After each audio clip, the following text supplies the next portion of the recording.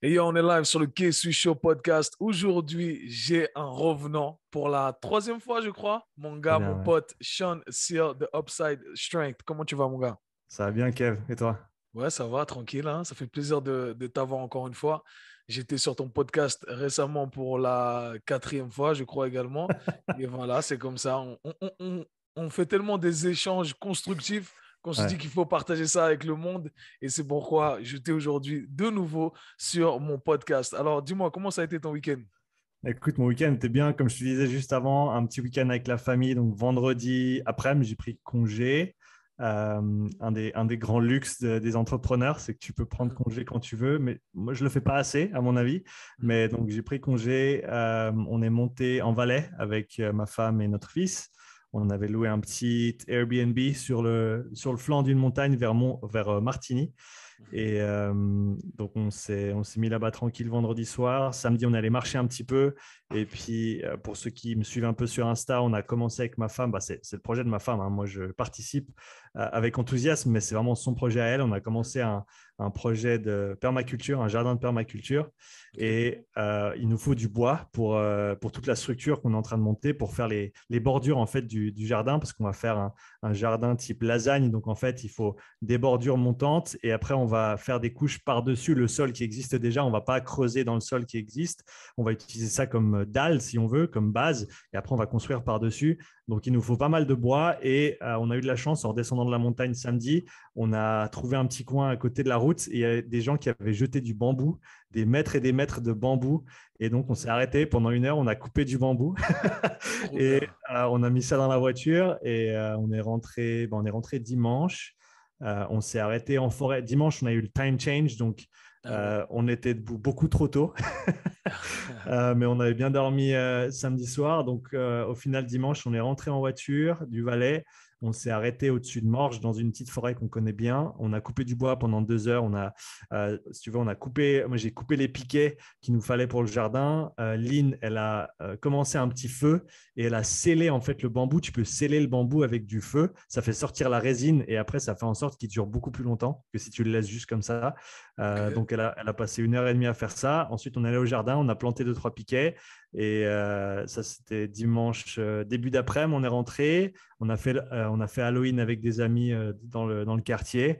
Et puis c'était pas mal ce petit week-end. Trop bien. Tu vois, ces conversations comme ça, je dis toujours que chaque jour, je dois apprendre un nouveau truc et j'ai appris un nouveau truc sur le bambou. Donc, j'ai déjà fait ma mission. J'ai pas besoin de lire ce soir. Merci, Sean. C'est fait sympa de Yes. partager ça avec nous. Et du coup, tu m'as dit, enfin, ce qu'on partageait juste avant d'enregistrer, c'est que moi, je sens que je prends pas le temps de faire ce genre de petits trucs, Mhm. d'aller en nature, dans la nature, etc. Et je voyais tes stories. Je me suis dit, ah, vraiment, il faut que je mette l'accent là-dessus, le focus là-dessus. Et tu m'as dit à Ouais. quel point ça te faisait du bien de déconnecter, parce que j'imagine que tu as un emploi du temps très busy. Donc, est-ce que tu peux élaborer un peu Ouais. là-dessus? Ouais, je crois qu'on en avait déjà parlé la dernière fois qu'on avait soit échangé sur ton podcast, soit sur le mien, je sais plus, Ouais, mais on avait parlé exactement de ça. Je crois que c'est toi qui disais que tu avais de la peine aussi à sortir du, grave. du hustle. Mais ouais, moi, c'est un gros problème que j'ai et je suis assez vocal là-dessus. Mhm. Je le cache pas, je travaille énormément. J'adore ce que je fais, donc pour moi, c'est pas trop pesant, mais c'est vrai que ben, des fois pour mon corps, des fois pour mon esprit, ça devient un petit peu trop. Et d'avoir, à mon avis, et ça, c'est quelque chose que j'ai réalisé récemment, enfin, j'en ai pris conscience récemment et grâce aussi à ma femme qui, comme je le dis toujours, je pourrais rien faire sans elle ou en tout cas j'aurais pas fait la moitié du chemin que j'ai fait jusqu'à aujourd'hui sans elle à mes côtés. Euh, et en gros, c'est son projet. Elle adore tout ce qui est jardin. On doit avoir plus d'une centaine de plantes dans la maison qu'elle s'en occupe. Elle les fait grandir. Elle trouve des plantes dehors. Elle coupe des petits bouts. Elle les ramène à la maison. Elle les refait pousser. Elle fait des boutures. Et d'un coup, tu as 10 nouvelles plantes dans la maison. C'est vraiment un truc de fou. Je pense que la main verte, c'est un understatement quand on parle de ma femme. Et donc, on avait un petit jardin jusqu'à récemment. On a encore un petit jardin, un de ces petits jardins communautaires juste à côté. Combien il fait 100, non, 70 mètres carrés, je crois. Donc, ça fait un bon ouais, 5 par 10, quelque chose comme ça, 5 par 11. Ce qui est une bonne surface déjà. Mais on n'a pas nécessairement le free reign. On ne fait pas nécessairement ce qu'on veut. Il y a des règles à suivre. Il y a les voisins du jardin qui aiment bien avoir des jardins d'une certaine manière. Ah Et ouais. ma femme, elle n'est pas toujours conventionnelle dans la façon dont elle fait les choses. Mhm. Et donc là, on a eu l'opportunité, en collaboration avec le domaine de Champgrive, qui est tenu par Alain Rollat et son fils Julien Rollat, que je connais bien, qui joue encore au rugby à Nyon, avec qui on a bossé au niveau testing, etc. aussi, que j'ai suivi en coaching à un moment. Je suis encore son frère, Nico. Et donc, on a une petite collaboration avec le domaine. Et en gros, ils nous ont mis à disposition, enfin, ils nous ont mis techniquement à disposition à ma femme 200 mètres carrés de terrain et pour faire un petit jardin de permaculture. Donc voilà, on commence de zéro. C'est un petit endroit, on va dire, vierge. Il y a de l'herbe, c'est tout. Et donc, on a vraiment l'opportunité de commencer de zéro. Et donc, bon, les plans et tout ça, c'est ma femme qui s'en charge. Moi, je l'ai assisté avec la géométrie du jardin, on va dire. J'adore dessiner. Enfin, j'adore dessiner. J'adore tout ce qui est des mesures, etc. Quand je faisais de la tuyauterie, j'adorais la partie dessin technique. Tu vas prendre toutes les mesures, les coins, etc.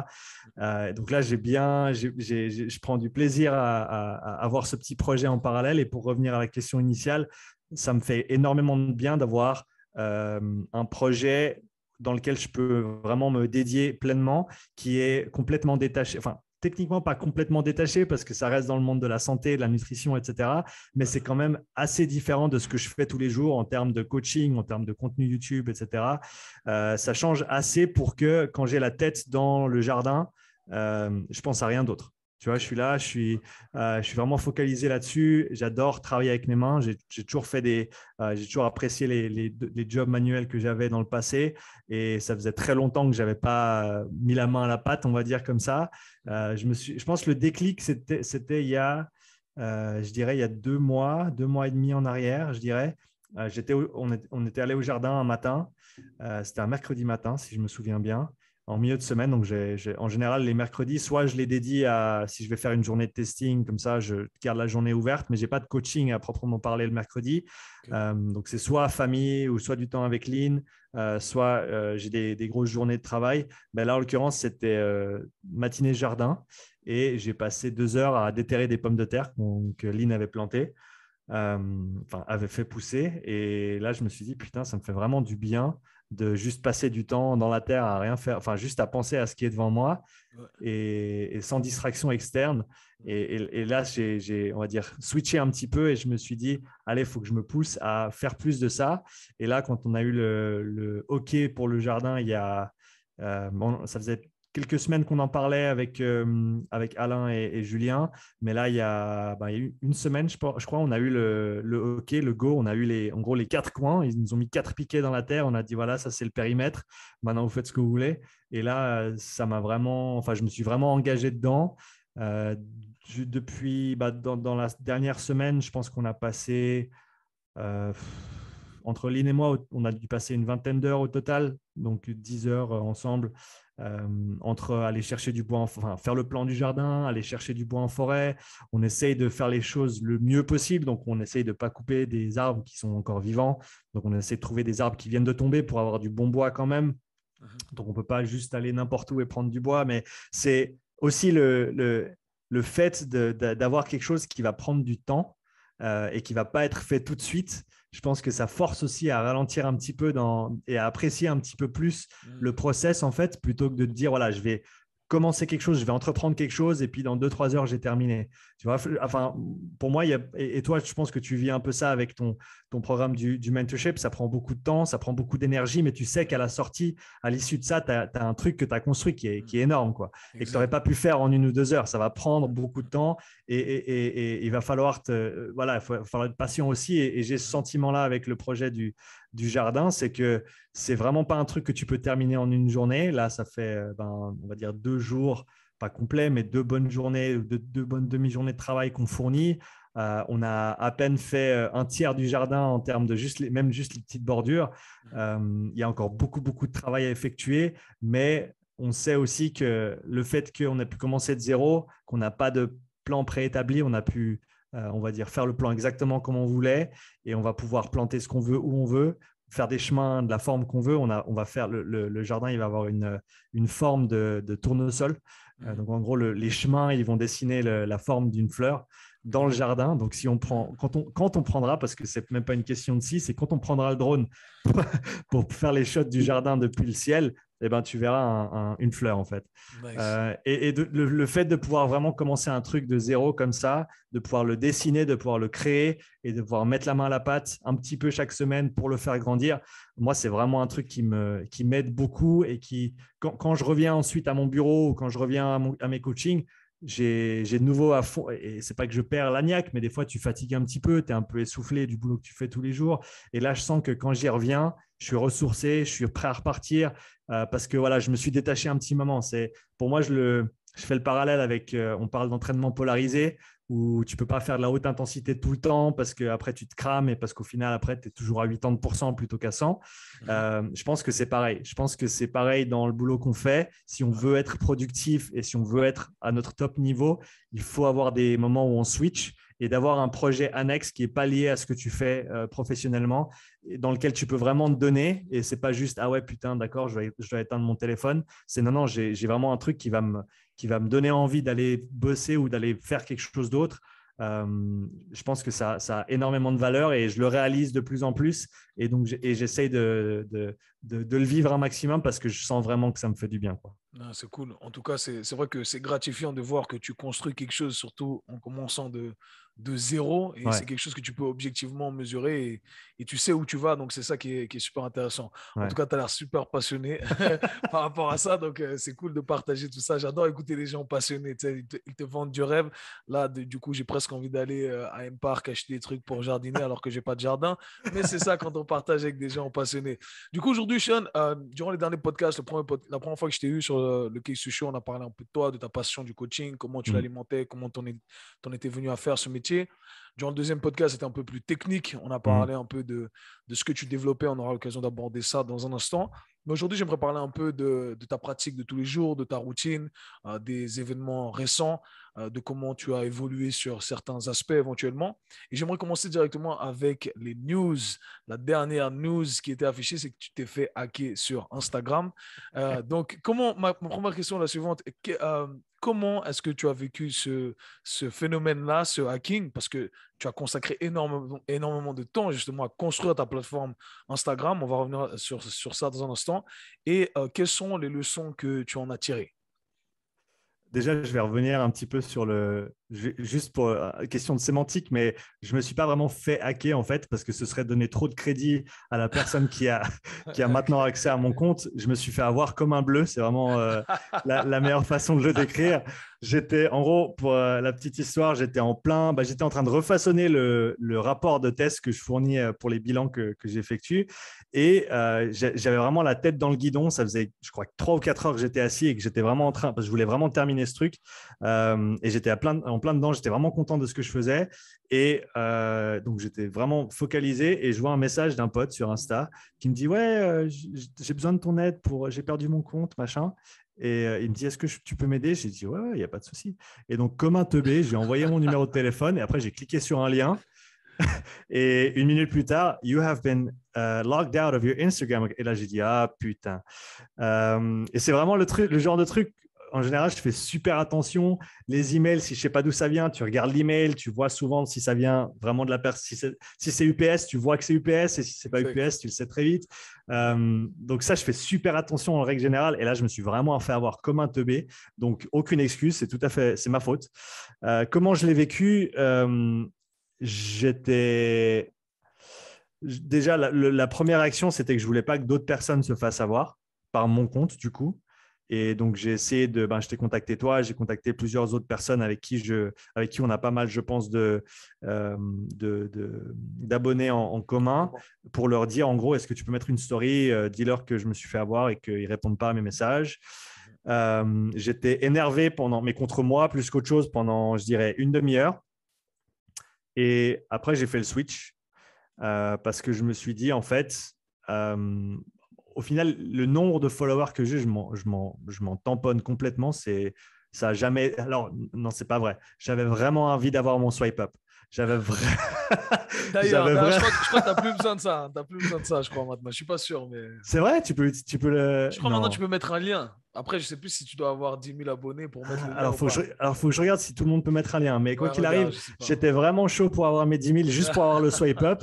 Parce que ça Grave, m'aurait, enfin, c'est juste plus simple en termes de grave. communication. Tu peux envoyer les gens vers une vidéo. Mais autrement, je m'en foutais en fait du nombre que j'avais. Et honnêtement, de repartir à zéro, ça m'a donné un peu de place dans la tête. Et ben, c'est de là qu'est sorti en fait ce qu'on a fait il y a 2 semaines chez Sav. Donc, on a fait un petit regroupement avec d'autres coachs pour parler de ce qu'on fait tous les jours. Et c'est venu là en fait. C'est venu du fait que je me suis dit, voilà, qu'est-ce qui me manque vraiment? Qu'est-ce qui va me manquer maintenant que j'ai perdu mon compte Insta?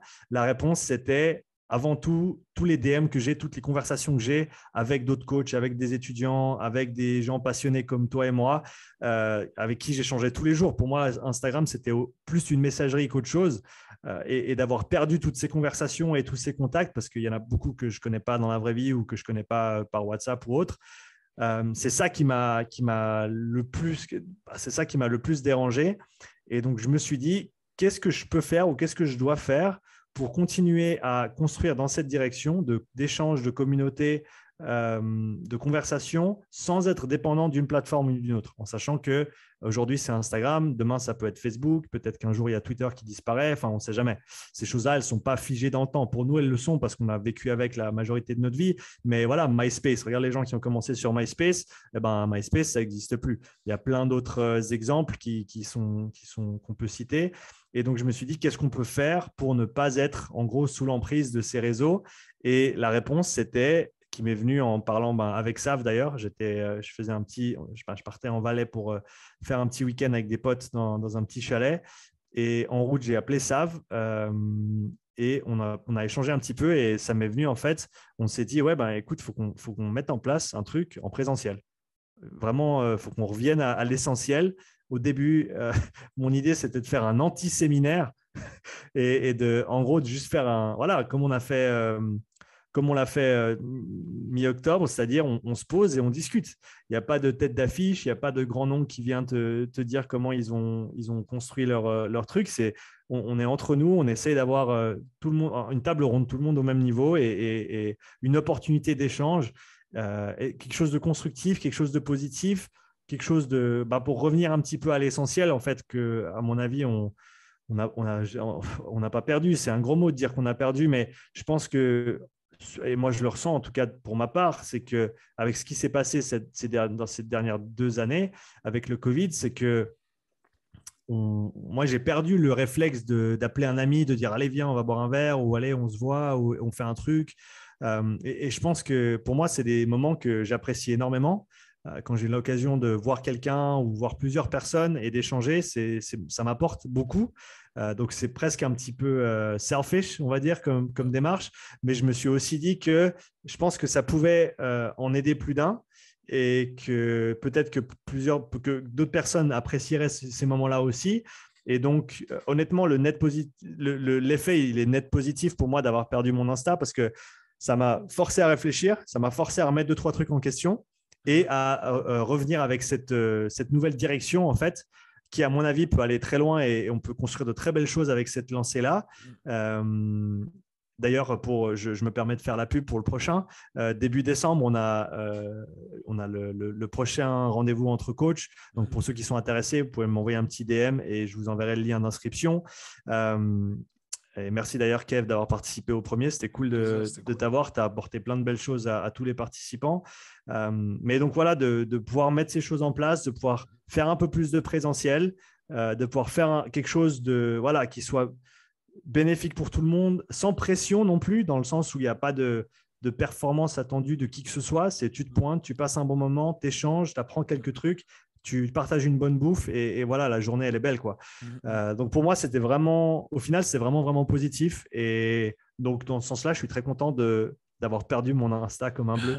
Mais c'est cool. Et du coup, parce qu'il y a quand même il y a quand même du travail qui a été fourni. On va revenir là-dessus, mais tu es parti. Moi, je t'ai vu commencer et tu as vraiment travaillé comme un fou et tu as construit ton following relativement rapidement Ouais. grâce au travail que tu as fourni. Et du coup, est-ce que, bon, tu es aussi déjà actif sur d'autres plateformes, est-ce que Mhm. ça t'a pas renforcé aussi dans l'idée de se dire, ah ok, c'est important que je sois pas à la merci d'une plateforme uniquement et que peut-être je mette l'accent, enfin, que je répartisse bien mon travail Mhm. entre les différentes plateformes. Parce que personnellement, je sais que c'est un processus par lequel je suis passé en me disant, Ouais. OK, là, je suis vraiment à la merci d'Instagram. Je sais que, bon, voilà, j'ai mon podcast, mais j'ai envie de disperser un maximum ou essayer d'avoir mon following un peu partout au cas où, justement, un truc comme ça arriverait et comme on dit, better safe than sorry, Mhm. que mieux vaut prévenir que guérir. Voilà, c'est le terme que je cherchais. Donc voilà, est-ce que ça t'a réconforté dans ce sens-là? Est-ce que peut-être tu t'es dit, OK, maintenant Instagram, j'ai perdu un peu foi là, en Instagram, est-ce que je double sur YouTube, par exemple? Est-ce que tu es passé par un processus comme ça? Alors, je pense que oui, c'est une ligne de réflexion qui, à mon avis, est super importante. J'avais déjà cette démarche avant de perdre mon premier compte Insta. Mhm. Et donc, ça m'a juste renforcé dans le fait de continuer ce que je faisais, c'est-à-dire, comme tu l'as dit, Mhm. d'être présent sur plusieurs plateformes, simplement parce que il n'y a pas tout le monde. Je pense que c'est important de se rendre compte que tout le monde n'évolue pas sur toutes les plateformes. Tout le monde ne consomme pas sur toutes les plateformes. Il y a des gens qui me suivent que sur YouTube. Il y a des gens qui n'ont même pas l'appli Facebook sur leur téléphone. Il y a des gens qui n'ont même pas de Twitter. Il y a des gens qui n'ont même pas Instagram. Et donc, à mon avis, c'est à nous, en tant que professionnels, d'aller rejoindre les gens et d'aller communiquer avec les gens là où ils se trouvent. Ouais. Et ce, sur toutes les plateformes sur lesquelles on est, on va dire, compétent, ou en tout cas, si on a le temps de le faire. Moi, je sais que je poste régulièrement sur Instagram, YouTube, Twitter, LinkedIn. Facebook un petit peu moins, mais quand j'ai une grosse vidéo ou un truc qui est pertinent, je le poste. Euh, TikTok, je m'y étais attelé un moment, mais honnêtement, c'est une plateforme elle m'accroche incroyablement. Donc, dès que je passe du temps dessus, ça me ruine parce que je passe trop de temps à scroller.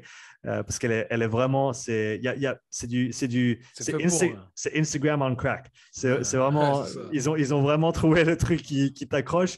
Et donc, moi, je sais que je peux pas passer trop de temps dessus parce que sinon, ça me happe et après, ça me détruit mes journées. Mhm. Donc, j'évite un petit peu pour l'instant, mais c'est peut-être de la musique d'avenir. Mais donc, quoi qu'il arrive, j'étais déjà assez diversifié. C'est clair que ça m'a peut-être. En gros, je garde le même rythme de publication sur Insta qui était de 1, 2, 3, 4, 5 posts par semaine, en sachant que j'ai 2 podcasts. Et après, j'avais toujours 2 posts entre chaque podcast. Des fois, des choses d'actualité, des fois, des posts un petit peu plus structurés, mais on va dire, je fournissais pas autant de travail que, je dirais, quelqu'un comme toi qui met quand même beaucoup, beaucoup d'attention dans tout ce que tu écris, dans les captions, etc. J'en mets pas autant, honnêtement. Donc, c'est vrai que je me focalise plus de manière générale sur ce que je fais sur YouTube et au niveau du podcast. Ça, c'était vrai. Honnêtement, enfin, le contenu il n'est pas perdu, le compte il est toujours là. Le mec il a arrêté de l'utiliser et j'ai essayé de le récupérer, mais pour l'instant j'ai rien. Si je dois envoyer quelqu'un vers une référence, un post que j'ai fait, etc., je peux toujours le faire. Mhm. Et au final, c'est cool, à mon avis, de voir aussi de tous tes followers combien te suivent vraiment, en fait.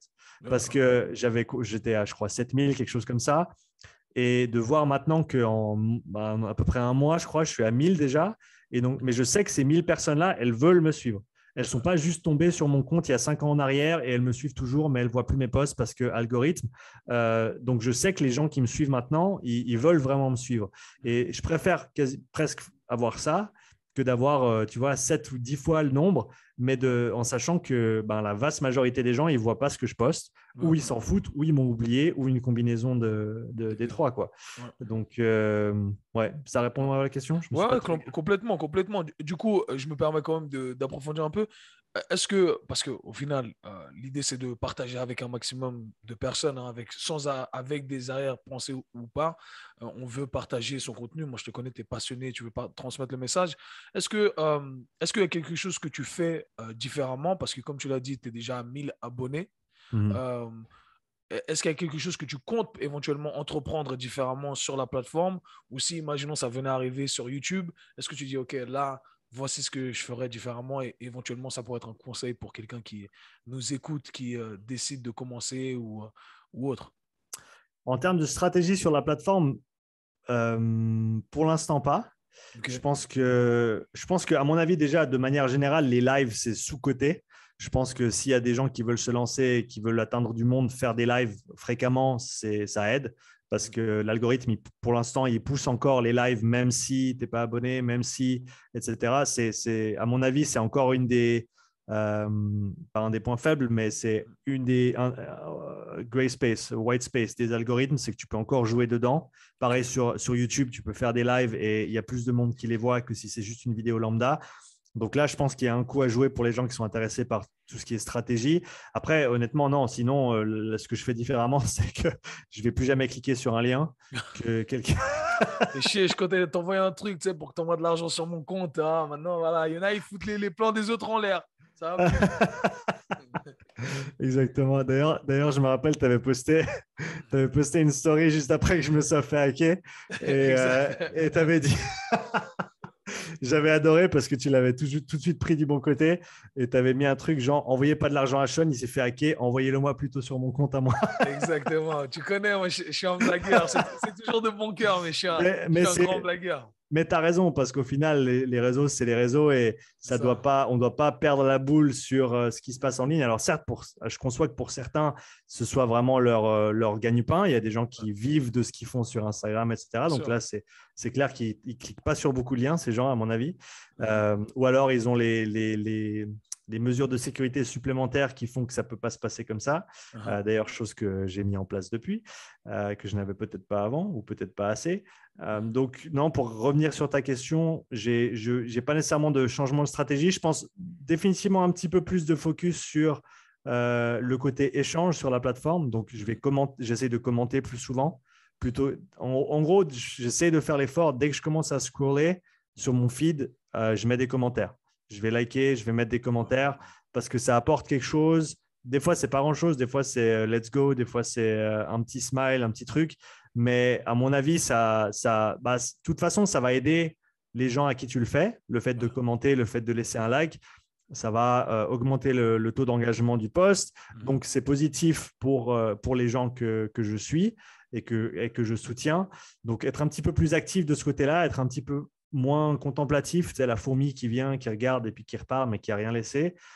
J'essaie de faire pareil sur YouTube aussi, où j'essaie de laisser un commentaire quand j'y pense maintenant, parce que c'est un réflexe à apprendre, mais de laisser des commentaires sur les vidéos que je vais visionner. Mhm. Euh, mais voilà, non, je pense que de manière générale, l'engagement avec autrui, ça reste le focus Mhm. et peut-être plus qu'avant, peu importe la plateforme. C'est top, c'est top. Et ce que je trouve intéressant, au final, le message que j'aimerais faire passer ici, c'est que, bon, toi, tu as commencé de zéro, tu es arrivé, en quelques mois, tu as eu un following, tu as des gens qui, non seulement un following, mais un engagement élevé, que ce soit sur ton podcast, que ce soit sur YouTube, que ce soit sur Instagram. Et au final, comment dire ça en français? You made shit happen, tu vois, dans le Mhm, sens où mhm, tu as fait en sorte que les choses arrivent. Et je fais référence à notre table ronde qu'on a eue, et j'ai ça dans mon programme mentorship tout le temps, où des coachs qui viennent et qui me posent la question et qui me disent, mais comment je fais pour avoir des clients? Et la vraie question qu'on doit se poser, c'est est-ce que je suis en train de faire le nécessaire pour avoir ouais, des clients en vrai? ouais, Tu vois? ouais, Et toi, tu arrives et de nulle part, tu sais que tu dois doubler l'effort que tu dois fournir pour éventuellement que ton nom soit exposé pour que tu aies des clients parce que, hey, tu venais du Canada, etc. Pour la petite histoire. Je vous invite à aller écouter les autres podcasts. Et donc, voilà, tu as fait le nécessaire pour que ça arrive. Et voilà, malgré le fait qu'il y ait eu cette phase-là du hacking, eh bien, tu arrives à reconstruire le même following, le même engagement avec d'autres personnes éventuellement, mhm, etc. Et mhm. voilà, c'est le message derrière tout, voilà, que je veux passer aux coachs qui écoutent éventuellement aux professionnels du sport et de la santé, parce que c'est bien beau de se plaindre que rien n'arrive, mais au final, c'est toi, tu fais pas le travail pour que ça arrive. Tu vois, c'est comme si un lion avait faim et il se dit j'ai faim, mais oui, mais il va chasser le Ouais, lion. ouais, Et ben c'est un peu pareil, tu vois. ouais, pour Et rebondir là-dessus, j'écoutais Gary Vee tout à l'heure dans la voiture. Et c'est marrant, il y avait une question d'une personne dans le public qui l'écoutait et qui disait, alors, qu'est-ce qu'il faut faire pour garder la motivation en tant qu'entrepreneur? Et en gros, il a dit, quelle est l'alternative? Ah, c'est C'est toi qui as décidé d'être je te ton jure. propre patron propre et de Ouais, payer tes propres factures c'est et ça. de créer tes opportunités par toi-même. Eh ben, Ouais, c'est pas en restant assis sur ton cul et en faisant rien que les choses vont se passer et tu n'as pas le choix. et t'as pas le choix, Si c'est ce ça. n'est pas le monde qui est juste pour toi, c'est pas grave. Mais va trouver un boulot, trouve quelqu'un qui t'engage, travaille pour eux, cache ton check à la fin du mois et puis on va de l'avant. Mais C'est ça. si tu veux construire ton entreprise, si tu veux construire quelque chose de zéro, il faut savoir que pour créer quelque chose de rien du tout, il faut énormément d'énergie, il faut Ouais, énormément de temps et d'efforts. Tu peux pas, c'est comme, à mon avis, c'est comme avoir un enfant. C'est comme maintenir une relation et un mariage ou une relation de mhm, longue durée. Ça mhm. prend énormément de travail. Et si tu n'es pas prêt à fournir ce travail et à aller au-delà ta zone de confort et de faire des choses que tu n'as jamais fait ou de faire des choses pour lesquelles tu n'étais peut-être pas fait au début, à mon avis, faut repenser à deux fois ton ambition d'être entrepreneur et de travailler pour toi-même. C'est clair, c'est clair. Moi, je dis toujours que j'ai beaucoup d'empathie pour les gens qui essayent, tu vois, et qui ne sont pas encore à leur résultat, parce que je suis Mm. persuadé que quand on continue à essayer, eh bien, éventuellement, on arrive à déboucher sur quelque chose.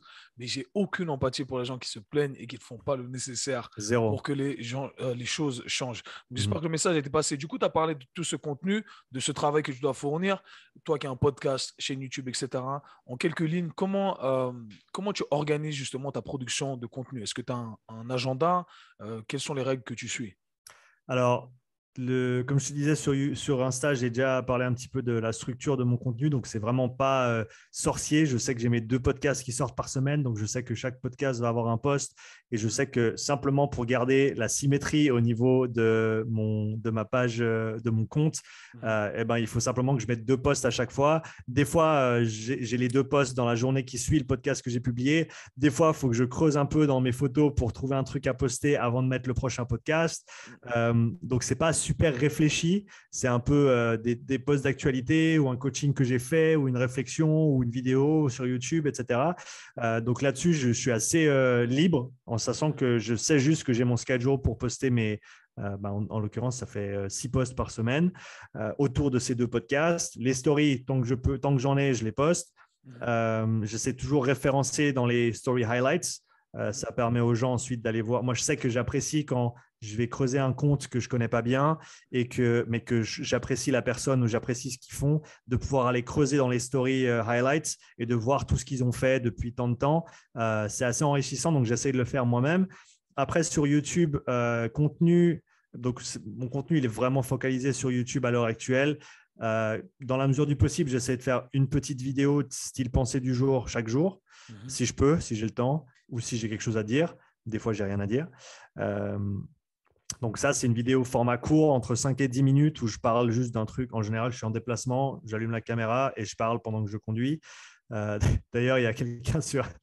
J'ai posté sur un groupe Facebook et il y a quelqu'un qui m'a dit, alors, j'aime bien ton contenu, mais par contre, pourquoi faire pourquoi les enregistrements en voiture, c'est dangereux, faut se concentrer sur la route. J'ai dit, alors, je lui ai dit, et je ne sais plus comment il s'appelle, on va dire qu'il s'appelait Bob. J'ai dit, Bob, alors j'apprécie ta bienveillance, mais sache que je clique sur le bouton enregistrer et après, je ne regarde plus ma caméra, je regarde la route, je conduis. Si ma femme est dans la voiture, je lui parle. Si mon fils est sur la banquette arrière, je lui parle. Donc, autant tu peux être focalisé sur la route, autant tu peux avoir une conversation aussi, que ce soit avec ta femme, avec ton fils, avec quelqu'un qui est sur le siège à côté de toi, ou alors toi-même dans ta tête, en train de réfléchir à tes propres pensées. Donc, voilà pour la petite histoire sur les vidéos en voiture. Grave. Bob, ça doit être le genre de gars qui roule avec le siège, tu sais, tout droit, à 90 degrés, avec les 2 mains sur le volant, comme ça. Bob, we see you, Bob. 9h, 9h, 3h, 9h, Ah, les 3h. Non, gars. c'est quoi? 10h, 2h, c'est ça? 10h, Je sais 2h, pas. attention. Bob, il faut s'acheter une vie, Bob. C'est ce Ouais. genre de commentaires. Ok, ok, cool. Donc ça, c'est mes petites pensées du jour. Et après, j'essaie d'avoir des vidéos un peu plus fournies aussi.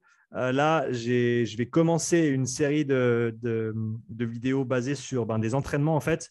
Vu que j'ai tous ces petits outils sympas pour quantifier ce qui se passe en termes de physiologie, ce que je vais faire, c'est que d'ailleurs demain, je vais faire mon propre bilan sur le vélo.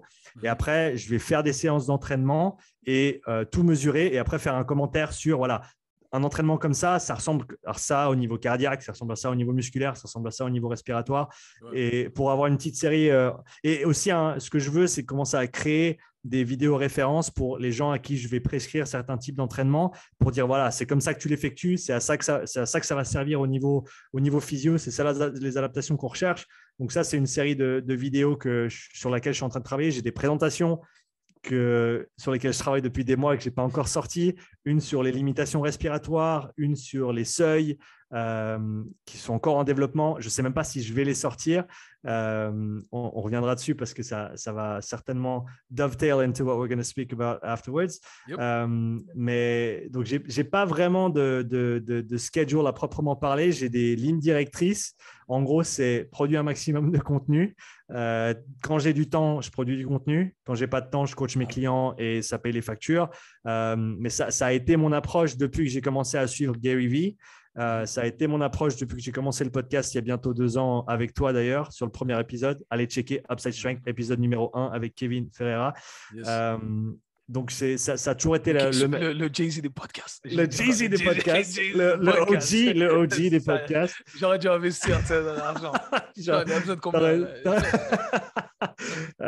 Donc, non, c'est toujours la même dynamique de ce côté-là. C'est en gros, si je travaille, je travaille. Si je ne travaille pas, production de contenu. Nice, nice. Bon, ben, c'est bien, tu as résumé un peu ta semaine. C'était une question que je vais te poser. Et il y a un truc, la leçon que j'en tire, les points clés ici, si on pouvait faire un petit récapitulatif, et un truc que je redis souvent et que j'aime bien justement chez toi, c'est que selon toi, tu crois que au final, c'est très, il n'y a pas beaucoup de pensée derrière, mais au final, non, il y a une organisation, il y a une structure, tu vois, et la plupart des gens ne pensent pas à ça en fait. Et c'est un truc sur lequel je me suis rendu compte, c'est que la plupart des gens ne pensent pas justement à synthétiser un peu leur pensée. Et toi, tu le fais, pour toi, ça a l'air très simple et bête, mais au final, non, tu sais exactement pourquoi tu fais les choses que tu fais, quand tu les fais. Et je pense que c'est ça l'art de maîtriser quelque chose.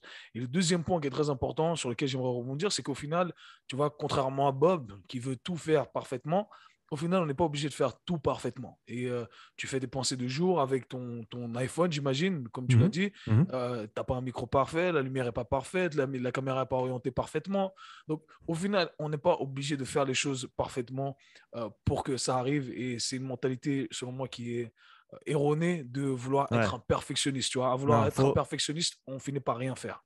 Ouais, il faut exécuter, voilà, exécute, voilà, et après tu réfléchis. Et après tu te dis, est-ce que j'ai fait juste, et est-ce que j'aurais pu mieux faire, et si tu l'as déjà fait 1 fois, 2 fois, 3 fois, 10 fois, 100 fois, tu auras tellement d'expérience et tellement de choses qui te pointeront dans la bonne direction sur comment faire ensuite.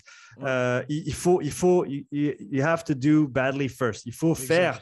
Et faire... Parce que you don't know what you don't know. Non, tu n'as aucune idée. C'est exactement ça. C'est comme l'auteur. Il ne va pas écrire son livre parfaitement dès le premier truc. Il ne va pas dire, voilà, cette phrase, je vais la façonner parfaitement. Non. Tu vas écrire le premier truc, ça va vraiment être de la merde. Après, tu vas passer ton temps à découper ce truc. Tu vas certainement enlever la moitié parce que ça ne veut rien dire. Tu vas refaçonner les chapitres, tu vas bouger les paragraphes, tu vas refaire tes phrases. Et au final, tu sors avec quelque chose de beau, mais ça prend du temps et il faut faire d'abord. Il faut toujours faire d'abord, penser ensuite. Exact. Ouais. Ça c'est un grand message. Et c'est vrai que dans mon programme Mentorship, j'ai fait un module 1 juste pour la façon d'analyser l'information et de penser. Et un des premiers trucs, c'était une slide que j'ai prise, mais exécute. Tu vois, donc, exécute. Parce que. Il n'y a que ça. Il n'y a que ça. Et on se crée des histoires sur pourquoi on devrait faire comme ça. On préjuge notre contenu, on préjuge nos idées. Combien de fois j'ai entendu des coachs dire ouais, mais tu vois, les gens ils aiment pas l'attention, il ne faut pas faire des vidéos trop longues. Ah non, mais tu vois, ce genre de contenu, les gens ils aiment pas trop. Mais tu n'as aucune idée en fait. Et tu sais pas, et même toi, des fois, tu te dis ah ouais, cette vidéo elle va super bien marcher, je vais casser l'internet avec ça. Tu la mets et crickets, tu n'as rien du tout. Tu n'as aucune idée de ce qui va se passer. Donc il faut faire. Ça, c'est un truc que j'ai appris de Gary Vee et kudos to Gary Vee. C'est qu'au final, ce n'est pas toi qui juge ton contenu, c'est ton audience. Ouais. Et combien de fois ça m'est arrivé de justement faire un contenu, faire une pièce de contenu, etc. Et je me dis, oh, ça va cartonner. Au final, que dalle. Et un jour, je dis, bon, je dois juste poster un truc pour le faire parce que je prends ça comme mon taf et je poste et ça cartonne. Et je me dis, c'est un Ouais, truc de ouf, je pige ouais, absolument que dalle. ouais. Et tu sais, j'ai eu cette conversation avec des potes artistes à moi qui sont en train de cartonner, etc. En France, en Suisse, en Belgique. Et peut-être je vais faire des trucs avec eux. Et je leur dis, les gars, vous jugez trop votre musique, tu vois.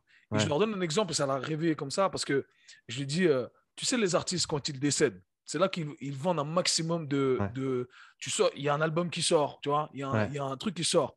Et je leur dis, mais tu sais quels sont ces sons-là qui sortent? Ils me disent, non, comment ça? Ben, c'est les sons que l'artiste n'aimait pas. Tu vois, c'est les sons que l'artiste n'aimait pas et au C'est ça. final, le public adore, tu vois.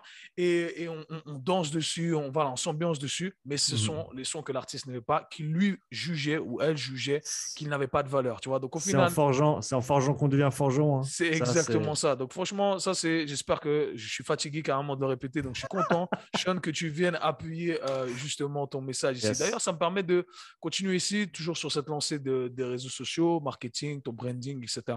C'est qu'il y a une mauvaise conception, j'ai l'impression, auprès de beaucoup de professionnels du sport et de la santé. Parce qu'au final, je sais qu'il y en a beaucoup qui vont écouter, qui écoutent le Case Show podcast. C'est que il y en a qui ne veulent pas partager du contenu gratuit en se disant je ne vais pas partager du contenu gratuit parce que mon savoir, il ne devrait pas être gratuit. Mhm. Et qu'est-ce que tu as à leur dire? Parce que j'ai mon idée, bien entendu, ce que je leur explique, mais je serais curieux de savoir ce que toi, tu aurais à leur dire. Je pense que l'exemple le plus parlant, c'est de se dire, toi, tu cherches quelqu'un qui va te fournir un service ou qui va te vendre un produit. On va parler d'un service parce que c'est ce qu'on fait. On est dans le monde du service. Mhm, Tu cherches quelqu'un qui va te vendre un service. Tu cherches la meilleure personne pour le job mhm, et tu trouves deux personnes. La première personne, elle a plein de contenus gratuits en ligne que tu vas pouvoir aller visionner. Ça va établir la confiance, ça va établir le fait que la personne elle est compétente dans son domaine. Ça va peut-être même établir un lien, une connexion, on va dire presque personnelle en termes d'aimer la personne ou d'apprécier la personne pour qui elle est et ce qu'elle fait. mhm, Et après, de l'autre côté, tu as la personne qui n'est pas sur les réseaux, tu ne peux pas la trouver en ligne, ou peut-être qu'il y a juste une page. Voilà, il y a une page, il y a peut-être un site web. Voilà, très bien, il y a un site web, mais tu l'entends pas parler, tu sais pas ce qu'elle dit, etc. Personnellement, je sais que la personne qui m'a prouvé qu'il savait de quoi il parlait mhm. aura beaucoup plus de chances d'avoir le job si moi je suis le client que la personne qui, certes sur le papier est peut-être très bien, mais qui au final n'a rien communiqué, n'a pas ouvert un petit peu les portes sur ce qu'elle faisait, comment elle faisait et comment elle y pensait. Et ça, je pense qu'on n'y pense pas assez. C'est pourquoi, pourquoi quelqu'un viendrait te voir et viendrait payer pour tes services Mhm. si tu n'as pas pu leur montrer d'une manière ou d'une autre que tu étais compétent, que tu étais Exactement. compétent dans ce que tu cherchais à vendre. Et Mhm. à mon avis, c'est le monde dans lequel on vit aujourd'hui. On a les réseaux sociaux, on a l'Internet. Si tu n'as pas le contenu gratuit, et ça, je le prends directement de Gary Vee qu'on cite depuis le début, le contenu, c'est l'entrée dans le jeu pour être relevant, pour être à la page, pour être Mhm. même considéré. Il faut avoir du contenu d'une manière ou d'une autre parce que ça établit ta présence, ça établit tes connaissances, ça t'établit toi comme, en tant que personne de confiance aussi parce que celui qui poste sur les réseaux, il n'a pas grand-chose. Enfin, ceux qui postent le plus, en général, pas toujours, mais en général, c'est ceux qui ont le moins à cacher. C'est Mhm. qu'à un moment donné, quand tu postes beaucoup, il n'y a plus vraiment de choses que tu peux cacher. Et si tu fais vraiment de la merde, eh ben, ça va se savoir à un moment donné. Les gens ils vont commencer à en parler, les gens ils vont faire des vidéos, les gens ils vont écrire des mauvais commentaires, etc. Et je pense que il y a ce côté-là, du côté contenu gratuit. Il y a un autre côté qui est pour moi extrêmement important, et ça je le dis tout le temps quand je fais mes pensées du jour, par exemple. Moi, ça m'aide à réfléchir. Mhm. Moi, c'est des réflexions que si je ne les faisais pas à voix haute, je pense que j'arriverais pas à ces mêmes conclusions-là. Ouais, ça t'aide à synthétiser ta pensée. On ne peut pas penser dans notre tête. C'est pour ça qu'on parle, c'est pour ça qu'on écrit. C'est pour ça que ces deux pratiques-là, que ce soit l'échange avec quelqu'un ou l'échange avec ton téléphone dans la voiture et le monde au travers de YouTube, ou alors d'écrire sur une page blanche, c'est pour ça que c'est tellement important et on va dire productif comme tâche parce que ça te permet de vraiment sortir ce que tu as dans ta tête, parce que c'est ça en fait. Dans ta tête, c'est tout mélangé, il n'y a pas de structure, et de sortir ça de ta tête et de le mettre soit sur papier, soit dans des phrases, d'avoir encore mieux, pour moi, le nec plus ultra, c'est de pouvoir avoir une conversation avec quelqu'un comme je le fais avec toi ici. Et bon, je sais qu'on est aligné sur beaucoup sur énormément de points, mais de parler à une personne qui connaît pas ce que tu fais ou qui comprend pas ce que tu fais et de leur expliquer, ça te donne tellement de pistes, parce qu'on sait que la majorité de la communication, elle est non verbale quand on est en présentiel avec quelqu'un. Donc, de voir comment quelqu'un réagit à ce que tu dis, de voir leur visage, de voir s'ils ont une question, de voir s'ils ne comprennent pas, de voir s'ils comprennent, si tu vois qu'ils ont vraiment capté le truc, ça te permet d'avoir énormément d'informations. Et moi, ça m'aide beaucoup en fait de pouvoir avoir ces réflexions, de pouvoir les verbaliser, comme tu as dit, de pouvoir les structurer, de les synthétiser, et ensuite de pouvoir avoir du feedback des gens qui me suivent sur ce que je pense. Est-ce que c'est valide? Est-ce que c'est pas valide? Est-ce que ça se tient? Est-ce que ça se tient pas? Est-ce que ça a du sens? Est-ce que je dis de la merde?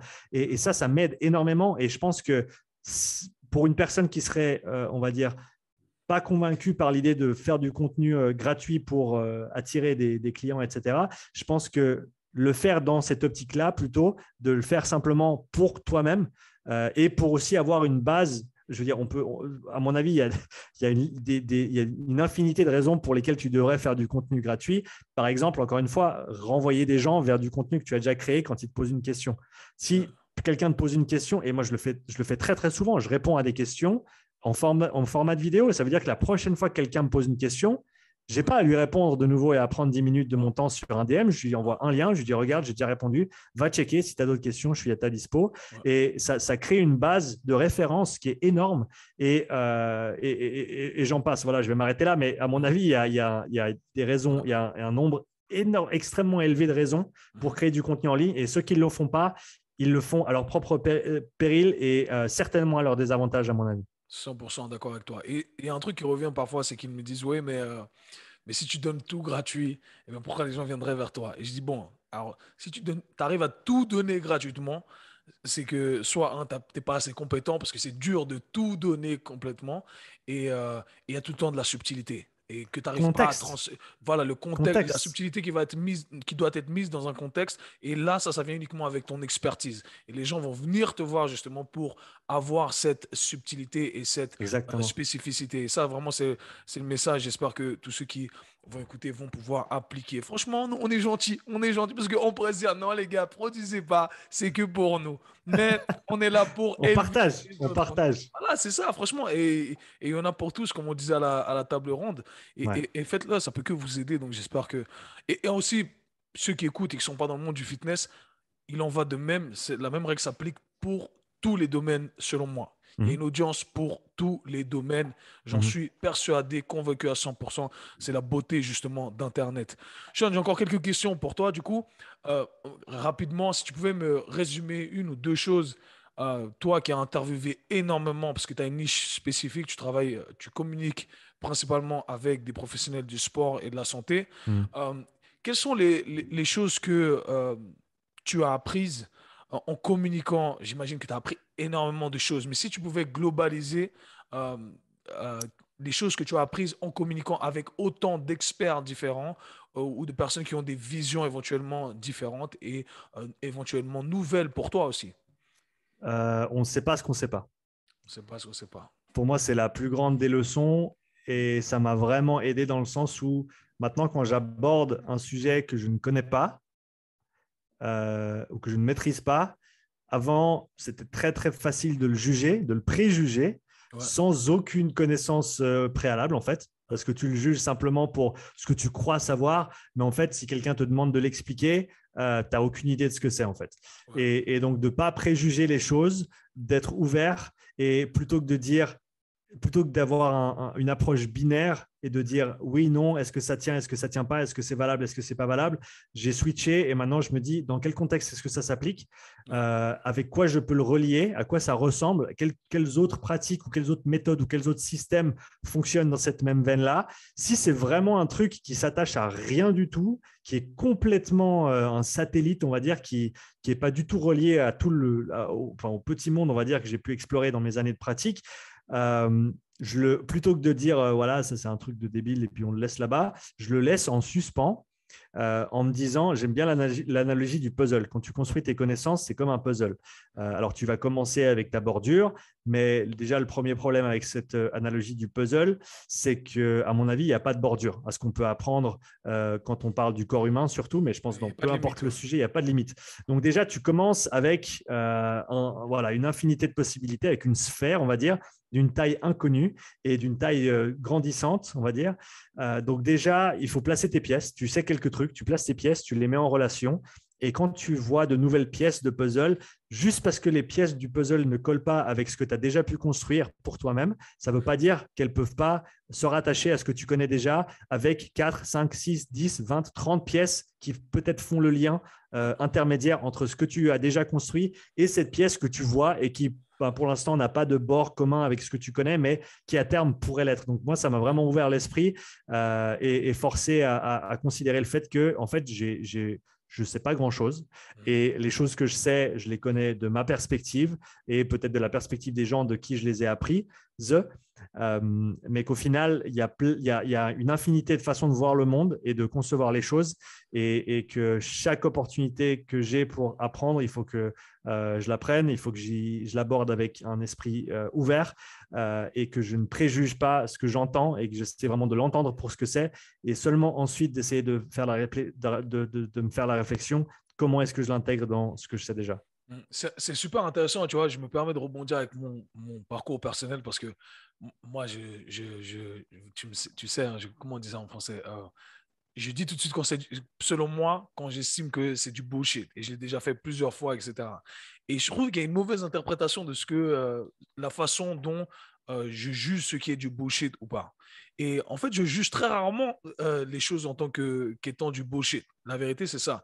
Et en fait, j'ai remarqué qu'avec cette philosophie, j'ai créé des mini-terroristes qui sautent direct sur l'occasion en disant oh, c'est du bullshit. Et m'envoient des messages, c'est du bullshit. Et moi, je suis là, non, les gars, c'est pas du bullshit. Tu vois et en fait, je pense qu'il faut développer cette ouverture d'esprit de un et ne pas être dogmatique même par rapport à ce que nous faisons ou ce qu'on prêche au quotidien.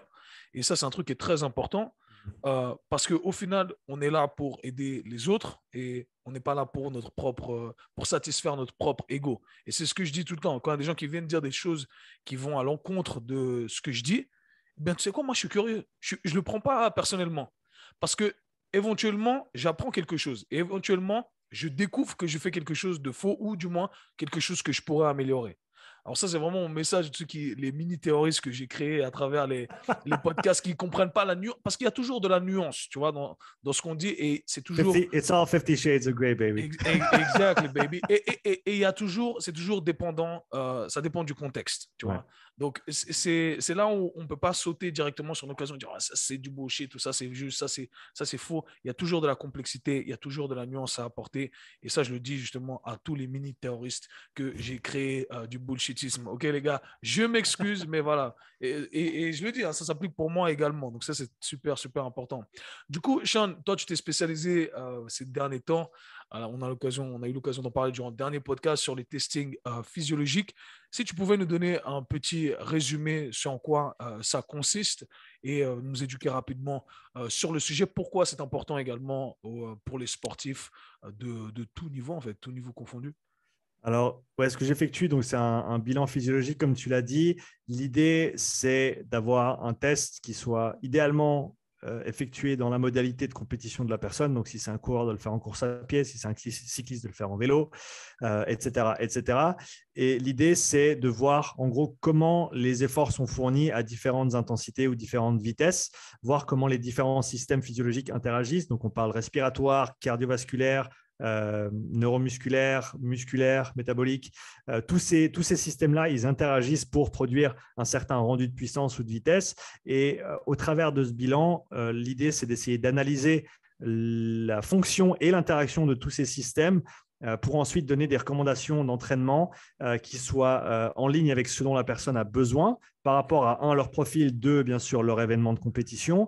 Ça permet d'avoir un point de référence dans le temps aussi. Par exemple, tu es au début de ta préparation pour une certaine compétition, et ben d'avoir un point d'ancrage au début et un point d'ancrage à la fin pour voir comment tu as pu faire évoluer tes différents paramètres physiologiques pendant ta préparation, ou pour quelqu'un qui est investi dans un sport sur le long terme, même de faire un test par année pour voir est-ce que tu évolues dans le bon sens, en sachant que pour des sports, par exemple, d'endurance, de longue distance, ce genre de choses requiert énormément d'heures, énormément d'années avant d'exceller au plus haut niveau. Et tu veux t'assurer, bien sûr, que ce que tu fais t'amène dans le bon sens et te fait avancer dans la bonne direction et pour te faire progresser. Et donc, l'idée de ce bilan, c'est d'essayer de combiner tout ça, donc d'avoir un point de référence dans le temps en termes du profil de l'athlète, comment est-ce qu'il fonctionne à l'interne, parce que le rendu externe, c'est une chose, mais comment ça se fait à l'interne, c'est autre chose.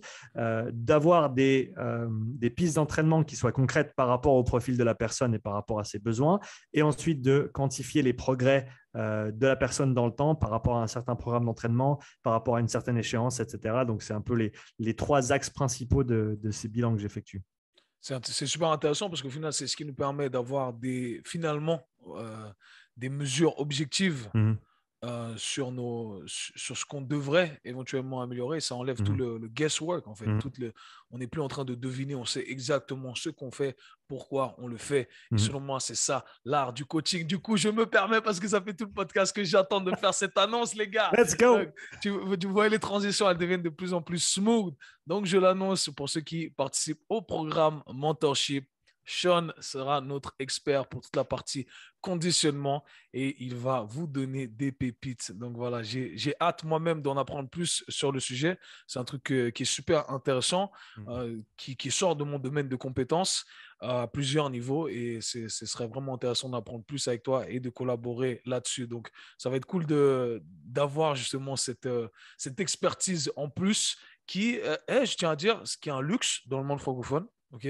Et ça, il faut pas. Les gens, they be sleeping on it, man, parce que c'est vrai. C'est vrai, c'est un luxe d'avoir Sean, justement, qui vient, qui fait tout ce travail de traduction et c'est relativement nouveau. Et ça va venir dans quelques années, même dans l'industrie américaine, eh bien, c'est en pleine évolution.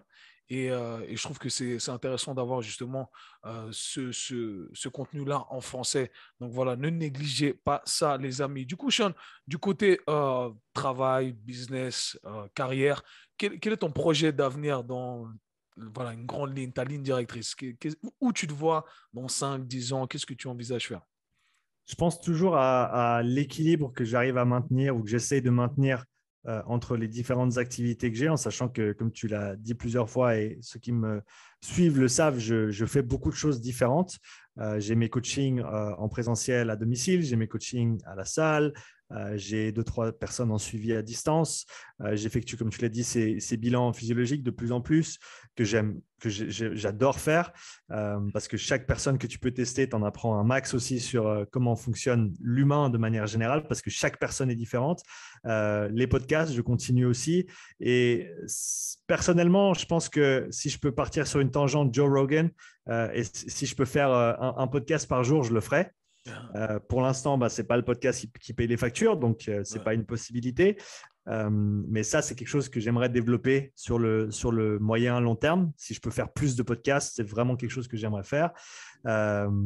Et je pense que toutes les opportunités qui commencent à se dégager, d'ailleurs, pour revenir sur ce que tu as dit, merci Kev de m'avoir sollicité pour ton programme Mentorship. C'est vraiment un honneur de pouvoir participer à ce que tu as construit et de pouvoir, j'espère, apporter une petite pièce, une petite brique à l'édifice. Donc, je me réjouis vraiment de faire ce travail. Et j'ai pas mal d'opportunités qui se présentent avec des athlètes de plein de sports différents, avec des athlètes de niveau de plus en plus haut au travers des bilans que j'effectue. Donc, pousser cet axe-là, pour moi, il est super important dans l'année qui vient. Je pense que 2022, ça va vraiment être l'année où je me développe à fond là-dessus. Là, déjà, je crois qu'on est en novembre, donc on vient d'arriver au 1er novembre. Et si je ne me trompe pas, j'ai entre 12 et 15 tests que j'effectue ce mois-ci, donc ce qui sera un record pour moi en un mois. Et honnêtement, si je peux, sur les années qui viennent, faire un petit peu moins de coaching en présentiel, faire un petit peu plus de travail en tant que intervenant, consultant au niveau des bilans, des évaluations, avec encore une fois, des sports différents, vu que les outils que j'ai la chance d'avoir ces outils et qu'ils soient assez transversaux en termes de leur applicabilité. Et donc, j'ai l'opportunité d'aider pas mal de gens différents avec.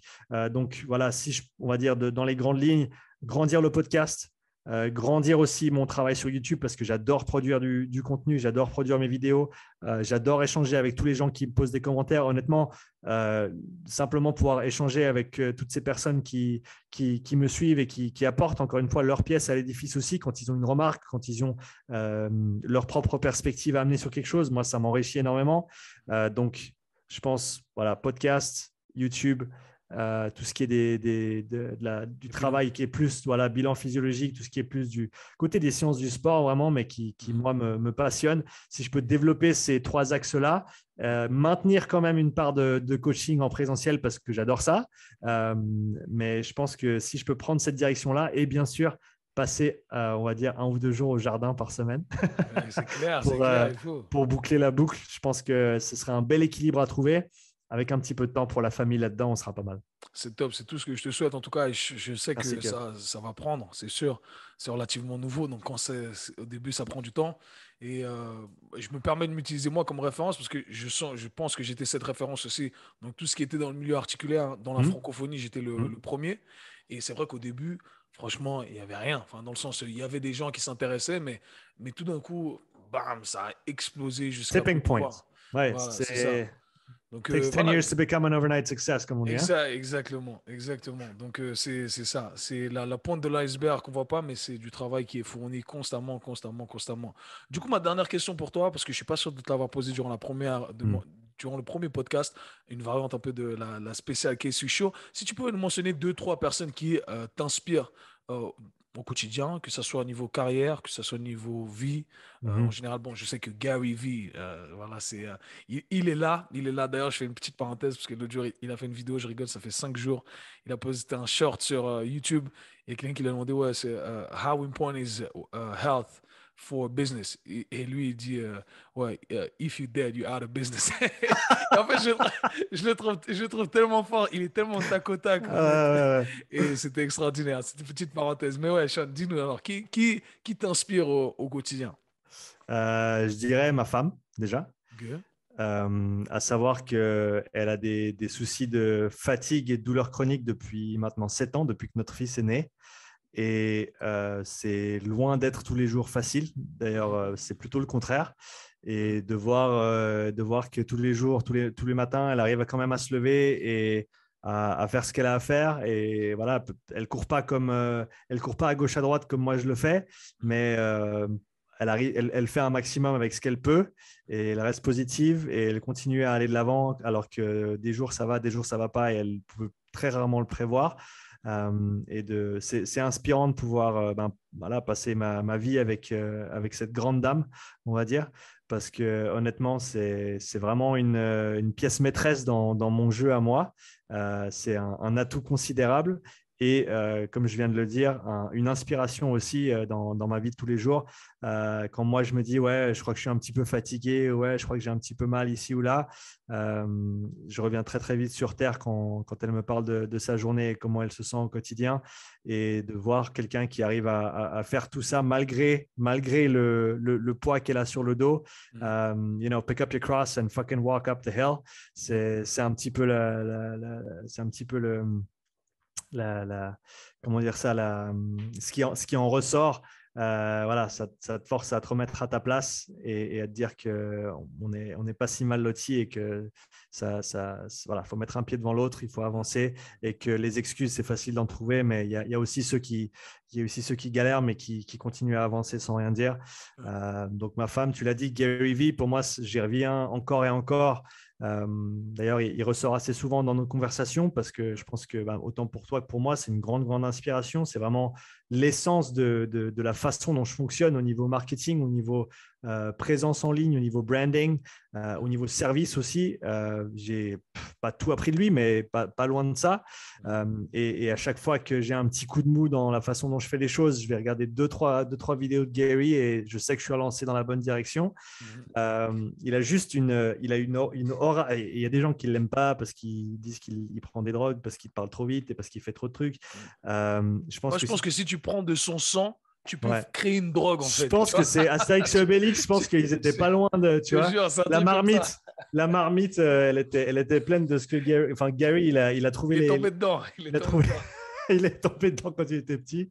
Mais c'est vraiment un mec qui est inspirant. C'est un mec qui pue la positivité. Ouais. C'est vraiment un aspect de sa personne qui est, à mon avis, qui est sous-coté. On parle de son côté business, du marketing, etc. Mais chaque phrase qui sort, c'est du positif.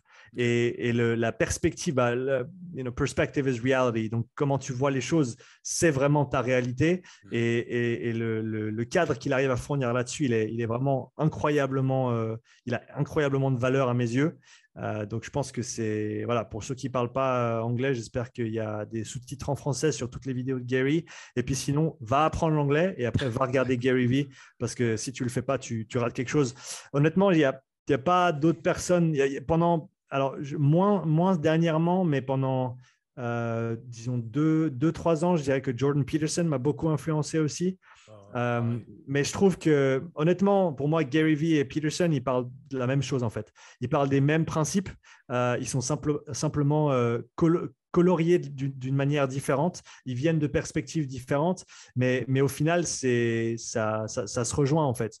Et c'est que voilà, tu as du pain sur la planche, il y a du boulot à faire si tu veux sortir du trou, mais en même temps, être bon et être positif, être bon pour toi, envers toi-même, envers les gens autour de toi, les gens dans ta communauté et ensuite les gens autour du monde. Je pense que si on peut faire ça, travailler dur et essayer d'être bon pour notre entourage, je pense qu'on peut aller très très loin, ou en tout cas, peu importe où on va, on ira gaiement et je ne peux que souhaiter ça à tout le monde. Super. Bon, on va finir avec ces beaux mots de la fin. Merci beaucoup pour ton partage, ton énergie et ton temps, comme d'habitude. Où est-ce que les gens pourraient te retrouver pour les bilans physiologiques et pour toute autre requête? Alors, mon site internet, qui n'est actuellement plus un site parce que j'ai eu un problème avec mon WordPress et je n'ai pas le temps de le fixer pour l'instant. Donc, allez sur upsidestrength.com. Ça vous emmène sur mon Linktree ou le cousin de Linktree avec tous mes liens. Tu peux trouver mon email, tu peux trouver mon WhatsApp, tu peux trouver toutes mes vidéos. Sinon, pour le nouvel Instagram, c'est @upside_strength. Et puis YouTube, Upside Strength, et puis le podcast Upside Strength, comme tu l'as bien dit avant. Donc voilà, je suis toujours ouvert à la conversation. Envoyez-moi un DM, un WhatsApp, quelque chose, et je me réjouis de vous répondre. Grave. Et si vous êtes coach, franchement, c'est l'opportunité de votre vie d'être sur l'un des meilleurs podcasts pour notre niche. Donc, franchement, n'hésitez pas parce que je sais que Sean est ouvert et c'est fait pour vous. Donc, voilà. Cool. Merci beaucoup, Sean. Ça fait un plaisir en tout cas. Et on se retrouve très bientôt pour parler jardinage et plein d'autres trucs. Let's go. Merci, Kev. Peace.